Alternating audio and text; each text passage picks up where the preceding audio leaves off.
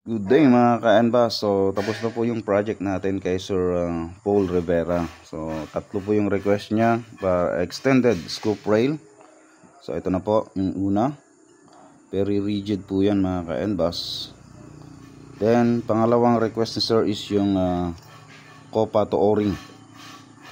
Ayan po, naka-O-ring na po yung kanyang swing.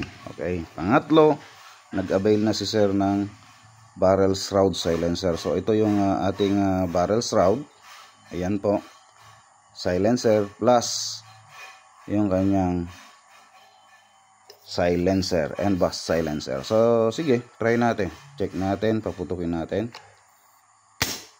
So ayan po, ganyan po kalakas yung hina niya.